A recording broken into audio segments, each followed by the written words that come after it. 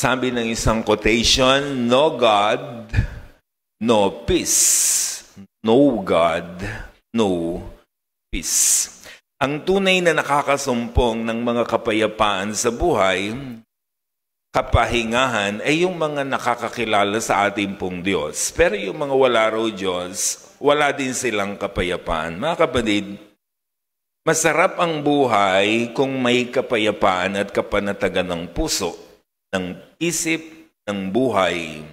Magaan at masigla ang pakiramdam kung meron tayong peace na nadarama. Mahirap po ang magulo ang isip. Mahirap ang magulo ang buhay. Magulo ang nararamdaman, magulo ang mundo. At alam niyo po ba kung ano ang madalas gumugulo sa isip, sa puso at sa buhay ng tao? Yung nagtatanggal ng peace sa ating pong mga buhay. Ito po yung kung tawagin nating guilt o pag-uusig ng budhi. Guilt is a feeling of shame and regret as a result of bad conduct. So may ginawa kang mali, hindi ka sanay gumawa ng ganong mali, so hindi ka patahimikin ng iyong budhi, ng iyong konsensya, dahil sobra kang nagsisisi, sobra kang nahihiya, sobra kang nagigilty, wala kang mukha tuloy na maiharap sa tao dahil dun sa mali mong nagawa. Hindi ka makakain, di ka makatulog, di ka matahimik, walang inner peace, walang peace of mind, magulo, gumugulo ang lahat sa buhay. But guilt is not always bad. Actually, it is a natural reaction, it's a natural emotion, it's a natural feeling as a result of bad conduct. Natural lang na usigin ka ng budhi mo dahil may nagawa kang mali. Mas mahirap yung gumagawa ka ng mali tapos payapang-payapa ka. Mas mahirap yun. Like Jonah. Do you remember Jonah? Halos lumubog na yung barko dahil yung bagyo naman na dumating ay para sa kanya. Anong ginagawa ni Jonah? Dermatologist. Alam niyo yun ang isa sa mga sakit ngayon. Maraming mga tao, mga dermatologists, sa mga nangyayari doon sa barko. Hindi man lang siya makonsensya doon sa kanyang ginawa. Walang guilt feeling. Okay lang sa kanyang lumubog yung barko. Okay lang sa kanya na madamay ang lahat. Basta siya ay nagtutulog-tulugan doon sa ilalim ng barko. Manhid siya. Diba? Yun ang ibig sabihin. Diba? At hindi tayo dapat maging manhid. Diba? Dapat marunong tayong makaramdam dahil yun ay sa ikabubuti natin. Alam niyo ba ang ibig sabihin pag manhid ang isang tao? Diba yung katawan niya na mamanhid? Hindi yun nakakaramdam. Diba yung bahagi ng kanyang katawan nasusunog na, hindi pa nila alam. Kasi merong ganung sakit, diba yung nagiging numb yung bahagi ng kanyang katawan. Natusok na siya ng matalim na bagay pero wala pa rin siyang nararamdaman. Piruin mo yun, mahirap yan. Kasi meron ng pain, hindi mo pa nararamdaman, diba? Naubos na ang dugo mo, hindi mo pa alam. So, hindi tayo dapat manhid. Pakisabi sa katabi mo, huwag kang manhid. Dapat nakakaramdam talaga tayo ng pain sa loob natin every time na gumagawa tayo ng mali. Every time na nagkukumit tayo ng mistake. There is pain in our heart na sobrang sakit. Bakit kailangan nating makaramdam ng guilt? Siyempre, una, para malaman mong may mali ka, maitama mo yung mali, makahingi ka ng sorry dun sa ginawa mong mali, at higit sa lahat ay para lumaya tayo dun sa pag-uusig ng budhi. Dahil yun ang gusto ng Lord. Gusto ng Panginoon na nagigilt tayo, nagkakaroon tayo ng guilt. Diba? Pag tayo gumawa ng mali, gusto ni Lord yon. Pero ayaw niya na nakakulong tayo dun sa guilt. Kailangan lumalaya tayo. Kaya sabi niya sa John 14:27, "Peace I leave with you, my peace I give you. I do not give to you as the world gives.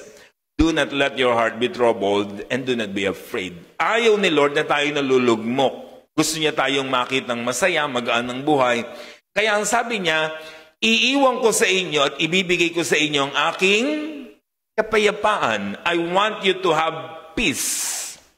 Pero siyempre, hindi pa naman ito peace or rest in peace. Ito ay peace, kapayapaan ng loob, ng isip, at ng buhay. Do you remember Peter? In Matthew chapter 26, sabi ni Jesus sa kanyang mga alagad, darating ang oras na ako'y dadakpin, papatayin, iiwan niyo akong lahat. Anong sagot ni Pedro? Hindi po mangyayari yan, Master. Lagi lang ako sa tabi nyo. Hindi ko kayo iiwan, hindi ko kayo pababayaan. Yan ang sabi ni Peter. Ibahin niyo po ako. Kung itong 11 ito nakasama ko, pwede pang iwan kayo, pero ibahin niyo ako, Master. Hindi ko kayo iiwan. Over my dead body. Ikamamatay ko yan. Ipaglalaban ko kayo. Sabi ni Jesus, magtigil ka nga, Pedro. Bago tumila ako ang manok, 3 times mo nga akong ikakaila. Diba? Kaya sabi po doon sa talataan, Matthew 26:69-75, nakaupo nga si Pedro sa labas ng looban, lumapit sa kanyang isang alilang babae na nagsasabi, ikaw man ay kasama ng Galileang si Jesus. Tatapos siya kumaila sa harap nilang lahat at sinabi, hindi ko nalalaman ang sinasabi mo. Paglabas niya sa portico ay nakita siya ng ibang mga alila at sinabi ng mga naroon, ang taong ito'y kasama rin ni Jesus na taga Nazaret. At muling kumailang may sumpa, nanumpa na siya. Hindi ko nakikilala ang tao.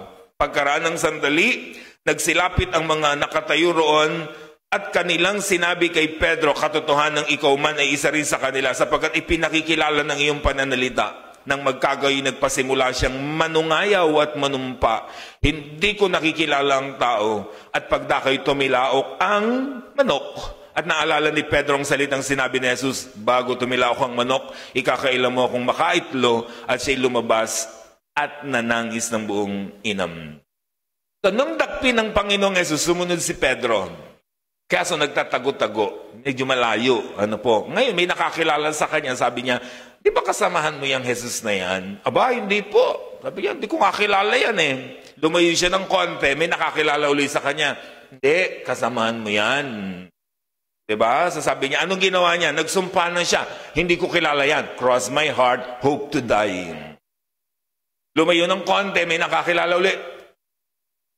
Sa may punto ka eh. Sabi doon sa yung pananalita mo, kasamahan mo yan. Yang Jesus na yan. Anong ginawa niya? Nagmura na. Diba? Hindi ko kasama yan. Tsaka siya nagmura. Bakit nagmura si Pedro? To convince them that he is not a follower of Jesus. Kasi ang mga follower ni Jesus ay hindi nagmumura. Tanong mo katabi, nagmumura ka ba? Diba? So, after ikaila ni Pedro si Jesus ang 3 beses, anong nangyari? Tumilaok ang manok. Sabi ng verse 75, ulitin natin, naalala ni Pedro ang sinabi ni Jesus, bago tumilaok ang manok, ikaitlo mo akong itatatwa. Lumabas siya, and take note, nanangis ng buong kapaitan. Bakit siya nanangis ng buong kapaitan? Guilty. Merong guilt. Napagtanto niya yung sinabi ni Jesus. Sabi kasi ni Jesus, tatakpin ako, iiwanan niyo akong lahat. Anong sagot ni Peter? Over my dead body, hindi ko gagawin yan. Sabi ni Jesus, magtigil ka. 3 times mo ako ikakaila bago tumila ako ang manok. Naalala niya yun. Kaya naman hindi niya kinaya ang pag-uusig ng budhi, nanangis siya ng buong kapaitan. Mas maganda doon sa ibang salin eh. Diba doon sa context ni Luke 22:60-62, sabi niya, nagsasalita pa siya ng tumilaok ang manok. Take note, lumingon ang Panginoon at tinitigan si Pedro. At naalala nito ang sinabi ng Panginoon bago tumilaok ang manok, sa araw na ito'y makaitlo mo akong itatatwa, lumabas si Pedro at nanangis ng buong saklap. Sa mas maganda yung account ni Lucas, sa pagkatapos tumilaok ng manok, nagkatitigan si Pedro at si Jesus. Yung titig ni Jesus nangungonsensya. Sabi siguro nung titig ni Jesus, I told you. Sabi ko sa'yo, di ba? 3 times mo ako ikakaila. Kaya naman lumabas si Pedro, nanangis ng buong saklap at buong kapaitan. Alam niyo ba ibig sabihin ng nanangis? Hindi yan basta pag-iyak. Extreme yun. Pag sinabing nanangis, hindi yan ba sa pagluha, hindi yan ba sa pag-iyak, kundi yung sobrang sakit na iyak. Bakit siya sumobrang pag-iyak? Dahil nagigilty siya doon sa kanyang ginawa sa ating pong Panginoong Jesus. Do you remember Judas? O sino ba naman di makakaalala kay Judas? Ano po? Si Judas po mga kapatid sa Matthew 27, 3-5, nang makita ni Judas na si Jesus ay hinatulang mamatay, nagsisi siya at isinauli sa mga punong saserdote at matatanda ng bayan ng 30 salaping pilak. Sinabi niya, nagkasala ako. Ipinagkanulukan taong walang sala. Anong pakialam namin? Bahala ka. Sagot nila. Inihagis ni Judas sa mga salaping pilak sa loob ng templo. Saka siya umalis at nagbigti. Nakukonsensya siya sa kanyang ginawa. Sa napag-isip-isip niya, piruin niyo, wala namang ginawa sa kanya si Jesus na masama. Araw-araw kasama siya, tinuturuan, tinutuwid, pinapakain. Tapos yun ang isinukli. Ipinagbili niya, ipinagpalit niya sa 30 pieces of silver, yung kanyang master. Kaya naman, nung mapagtanto niya ang kanyang ginawa ng mali, bumalik siya sa mga saserdote. Sabi niya, ito na po yung 30 pieces of silver. Sinosoli ko na, akin na po si Jesus. Aba, wala na kaming pakialam dyan na hatulan na yung Jesus mo, sabi nila. So inihagis ni Judas yung salaping pilak, hindi niya kinaya ang pag-uusig ng budhi. Anong ginawa niya? Nagbigti. May mga ganyan talagang cases sa buhay. Pag hindi kinayang dalhin ang guilt, katulad ni Pedro, walang gagawin yung kundi umiyak ng buong kapaitan. At meron namang hindi kakayanin katulad ni Judas, pagbibigti. Diba kaya natin pinag-uusapan yan dahil ayaw ng Panginoon na maranasan natin ang ganitong mga bagay. Natural na makaramdam tayo ng mga guilt, pero kailangan lumalaya tayo para walang kasunod na masama na pwedeng mangyari sa buhay natin para magkaroon tayo ng tunay na kapayapaan at kapanatagan ng ating pong mga kalooban. Balikan natin yung kahulugan ng guilt. Guilt is a feeling of shame, regret as a result of bad conduct. Wala kang mukhang maiharap, diba? Dahil meron kang hiya at meron kang pagsisisi ng iyong loob because of your bad conduct. Ganun ang naramdaman ni Judas. Diba? So hindi siya makaharap sa kanyang mga kasamahan, hindi siya makaharap kay Jesus, wala siyang mukhang maiharap, so nagbigti na lang siya. Ang guilt naman, pumapasok lang naman sa buhay natin. Una, pag may ginawa tayong mali. Hindi ka naman makakaramdaman ng guilt feeling sa buhay kung wala ka namang ginawang mali. So dahil may ginawa kang mali, may ginawa kang hindi ka sanay gawin yung mali na yon, kaya may guilt. Kapag hindi mo naman inaamin ng mali is another term. Or kapag hindi ka pa humihingi ng tawad dun sa iyong mali. Pero kung aaminin mo, tatanggapin mo, ihingi mo ng tawad, alaya tayo mula sa pag-uusig ng budhi. Lahat naman tayo nakakagawa ng mali. Ang galing-galing nga ni Jesus mangonsensya, di ba? Nung sabi nila, batuhin po yung babaeng yan kasi nahuli sa pangangalo niya. Anong sagot ni Jesus? Sige, yung walang kasalanan, unang bumato. Nakonsensya ang lahat, binitawan ng bato, kasi alam nila silang lahat ay guilty. No one is not guilty of committing sin. Di ba? Sabi nga ng Psalm 73:3, there's no one who does not good, not even one. Walang sino mang taong gumagawa ng mabuti, sabi niya, not even one. Exaggerated yan. Biblical language kasi yan Meron naman tayong ginagawang mabuti, pero hindi laging mabuti. Kaya ang ending, nagiging masama pa rin tayo. Kaya sabi ng Romans 3:23, for all have sinned and fall short of the glory of God. Lahat tayo na fall short. Lahat tayo kinapos. Lahat tayo nagkukomment ng mistake. Yan ang sinasabi ng talataan. Ang difference lang natin, may mga taong nakakulong pa rin dun sa guilt at meron namang mga taong lumaya na mula sa kanilang guilt. Diba? Kasi nga mabigat talaga pag gumagawa tayo ng mali. Sabi nga ng Numbers 32:23, your sin will find you out. Ang kasalanan para yung multo, susunod-sunod sa iyo.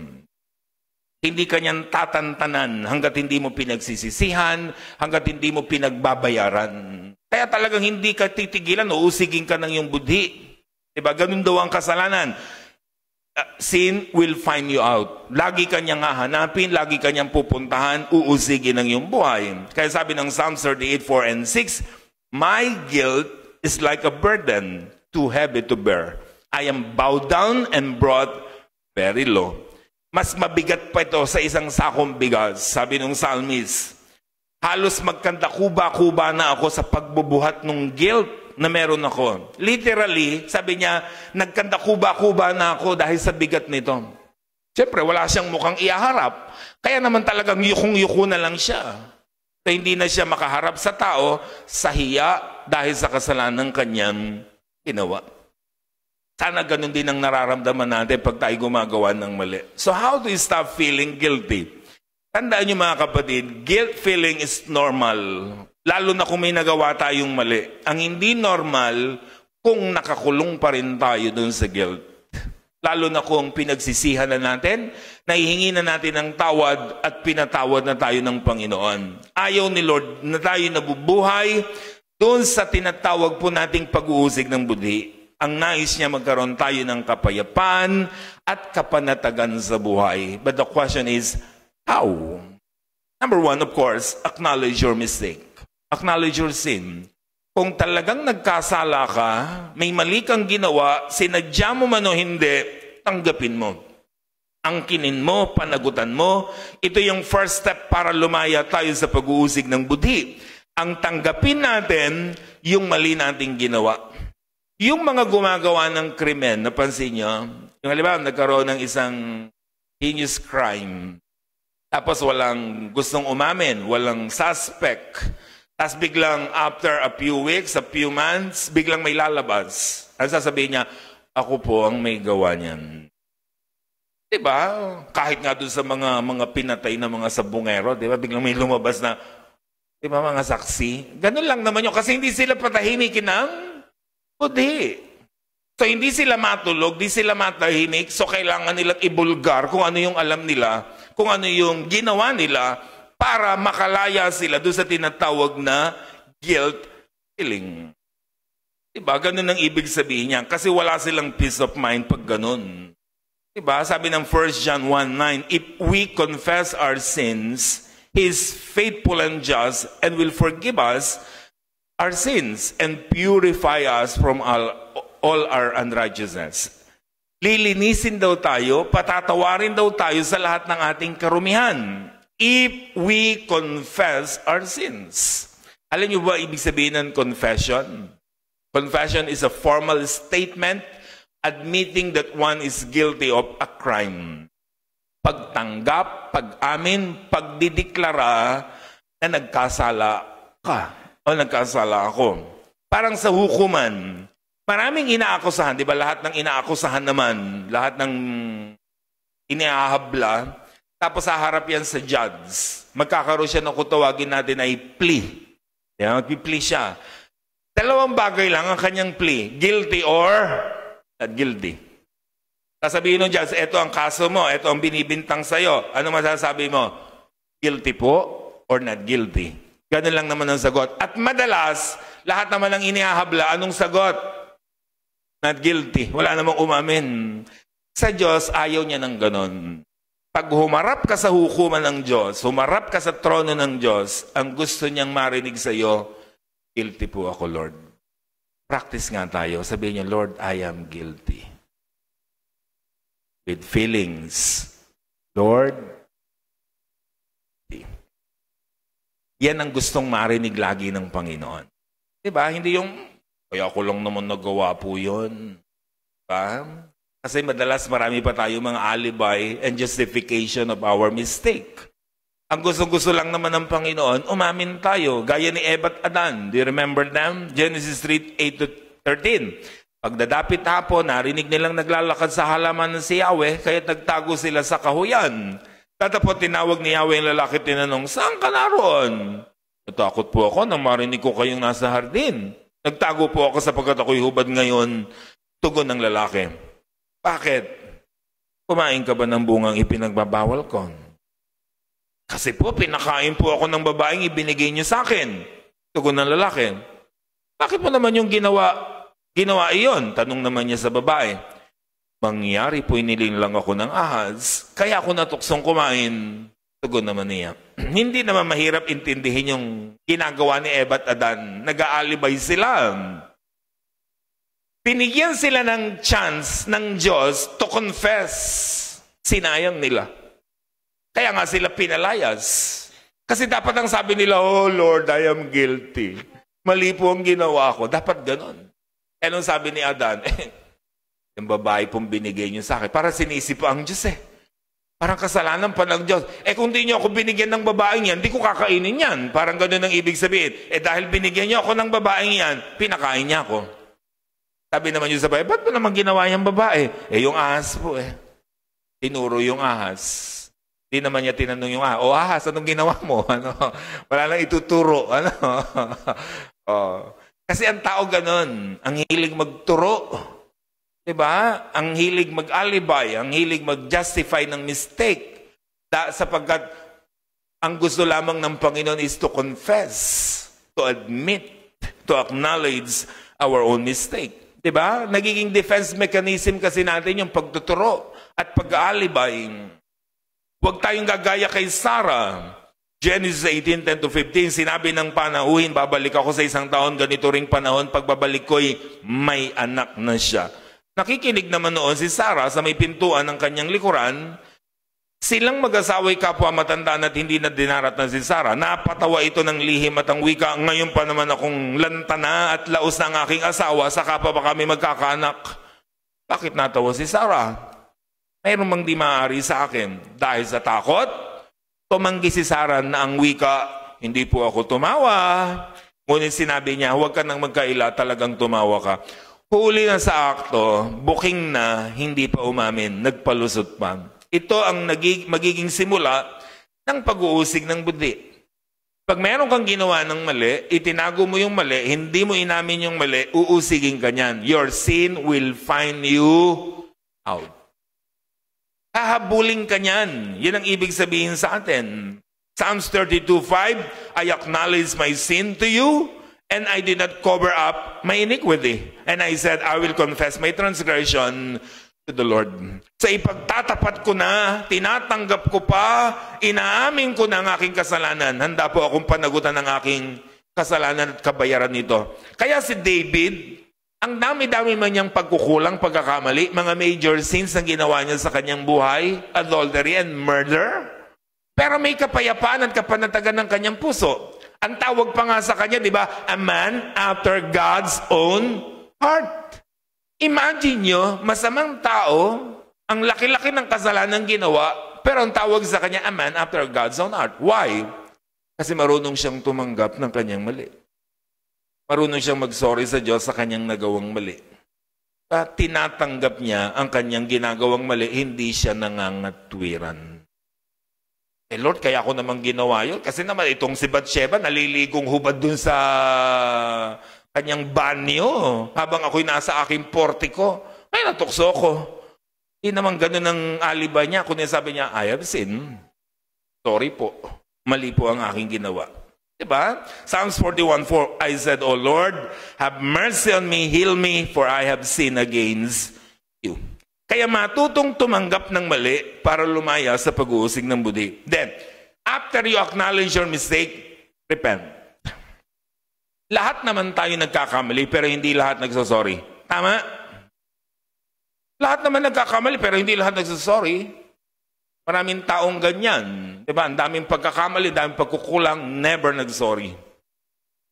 Diba? Dapat marunong tayong manghingi ng sorry. Diba? Tandaan nyo, kapag tinanggap mo ang mali mo, kasunod, pagsisisi at paghingi ng sorry. Kaya nga, never kang nagsosorry kasi hindi mo pa rin tinatanggap na mali ka. Sasabihin pa nila, sorry na kahit wala akong kasalanan. Ha? Hindi yung tama. Hindi yung pagsasorry. Job 42:6, I despise myself and repent in dust and ashes. Sobrang pagluluksa ang ginawa niya. Naglagay pa siya ng abot alikabok, expression of his repentance. Psalms 38:18, for I will declare mine iniquity, I will be sorry for my sin.